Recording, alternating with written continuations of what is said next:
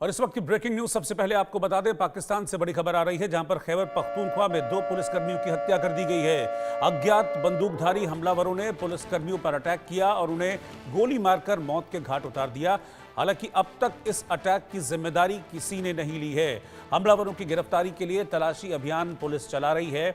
कोहाट जिले के टांडा बांध के पास इस वारदात को अंजाम दिया गया जब 2 पुलिसकर्मियों की कुछ अज्ञात बंदूकधारियों ने हत्या कर दी। टीटीपी के प्रभाव वाला इलाका है खैबर पख्तूनख्वा और ये बात किसी से छिपी नहीं है कि खैबर पख्तूनख्वा में कैसे टीटीपी पुलिस, टीटीपी सेना के बीच संघर्ष चलता रहता है।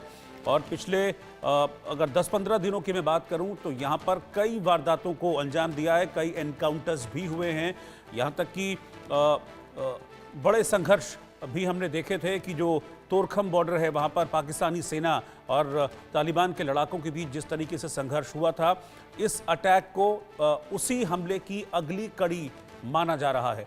आपको बता दें कि पिछले दिनों जब एयर स्ट्राइक हुई थी पाकिस्तान की तरफ से अफगानिस्तान में, उसके बाद से ही अफगान और तालिबान ने पाकिस्तानी सेना पर, पाकिस्तानी पुलिस पर अटैक तेज़ किए। बॉर्डर पर तो तालिबान और सेना के बीच संघर्ष चल ही रहा है, लेकिन इस खैबर इलाके में जो कि पाकिस्तान के बन्नू कैंट से सटा हुआ है, इस खैबर इलाके में अब 2 पुलिसकर्मियों की हत्या कर दी गई है।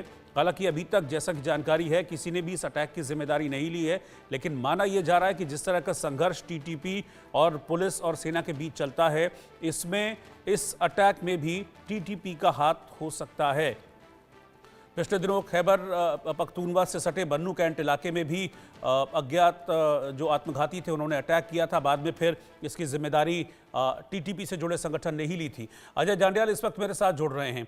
अजय, खैबर में फिर 2 पुलिसकर्मियों की हत्या की गई है, खुलेआम उन्हें गोली मारकर मौत के घाट उतार दिया गया।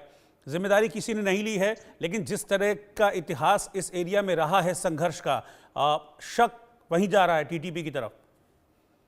देखिए, बिल्कुल रोहित, जिस तरीके से लगातार खैबर पख्तूनख्वा में पिछले दिनों पाकिस्तान की सेना पर हमले हुए और उसके बाद पाकिस्तान के सेना को टारगेट करने की चेतावनी जो है वो टीटीपी ने दी थी, उससे यही कहा जा सकता है कि ये भी काम जो है वो टीटीपी के लोगों का था, यानी कि तहरीक तालिबान पाकिस्तान का।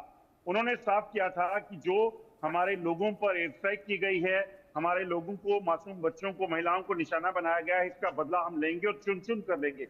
और यही वजह है कि ये जो टारगेट हो रहे हैं वहां पर पाकिस्तानी सेना के जवान जो घरों में हैं या फिर कहीं भी मिलते हैं उनको किडनैप किया जाता है, उनकी हत्या कर दी जाती है। टीटीपी के निशाने पर जो भी कैंप हैं, गाड़ियां हैं, उनको जो पाकिस्तानी सेना की उनको बनाया जाता है। ये लगातार सिलसिला बढ़ता जा रहा है और इसके पीछे की वजह यह है कि पाकिस्तान जो बातचीत के सिलसिले को शुरू कर रहा था, वो बातचीत जो है वो डिरेल हो चुकी है, क्योंकि पाकिस्तानी सेना ने बजाय बातचीत को आगे बढ़ाने के उसको बंद कर दिया और उसके बाद, बंद करने के बाद जो है फिर लगातार हमलों का सिलसिला जो है वो शुरू किया। दरअसल टीटीपी और पाकिस्तानी सेना के बीच बातचीत चल रही थी और उसी बातचीत में ये फैसला होना था कि दोनों जो पक्ष जो है अपने आप में सहमति जताएं और फिर एक दूसरे पे जो टारगेट हो रहे थे, हमले हो रहे थे, उनको रोकें।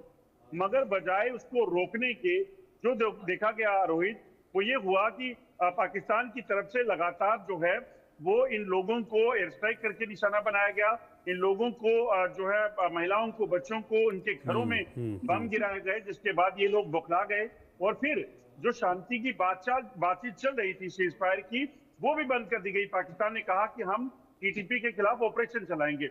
वो ऑपरेशन जब शुरू किए तो उसका जवाब जो है वो जाहिर सी बात है मिलना था और टीटीपी ने फिर हमला शुरू किया। कई इनकी चौकियों पर हमले किए, कई इनके काफिले उड़ाए और उसमें दर्जनों पाकिस्तानी सैनिक जो है वो मारे गए। और अब ये नया सिलसिला जिसमें उनके लोगों को अगवा किया जाता है और उसके बाद उनकी हत्या कर दी जाती है, ये सिलसिला शुरू हो गया है, यानी कि टारगेट किलिंग का सिलसिला इस वक्त पाकिस्तान में तेज हो गया है। ठीक है, शुक्रिया इस जानकारी के लिए।